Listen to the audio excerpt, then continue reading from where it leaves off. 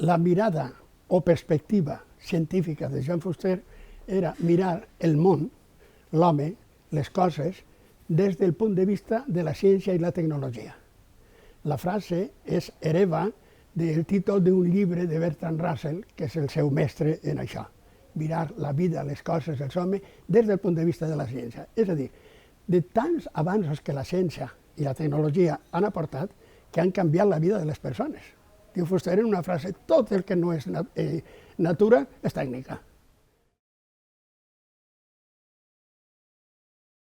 La ciència i la tecnologia està present en la producció fusteriana tant en llibres com en articles de premsa i fins i tot en algunes entrevistes.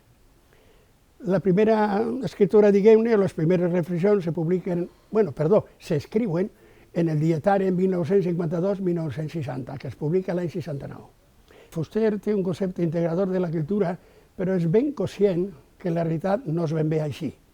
D'anys i panys ja sabem en la cultura occidental, ciències i lletres, de tota la vida, i té una reflexió molt llarga, publicada en Serrador, que es titula justament Divagacions sobre les dues cultures. És sabedor que en la cultura occidental predominen les lletres, del Renaixement, armes en literae, i diu, tots escrivien literae humaniorum, des del punt de vista de l'home. A partir del segle XVII, que apareix la ciència i la tecnologia, sobretot, el món no se pot mirar igual. Llavors és quan apareix la predominança de la mirada científica, diguem-ne. Fuster és conscient d'això, raona que és un defecte per entendre's, que millor és com els de lletres ensenyen alguna matemàtica, i posa com a model a dos científics, Jean Rostand, un biòleg francès, i Bertrand Russell, i diu, com que ells eren conscients que el discurs en la societat occidental el tenen la gent de lletres, han de baixar a l'arena i comencen a publicar llibres i articles.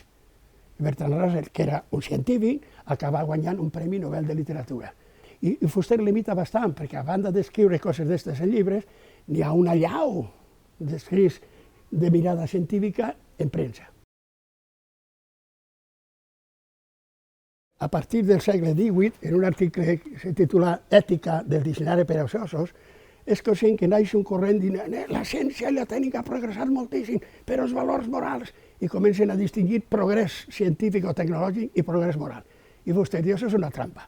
Això és que aquests senyors volen que la massa no tingui cultura i que la cultura sigui elitista i malgrat perills que n'hi ha, el més fort la bomba atòmica. Però ell sap que la contrapartida o les contrapartides són millors. Fuster, en un moment donat, en els judicis finals, primera antologia d'aforismes que publicà l'any 1960, diu una cosa com aquesta.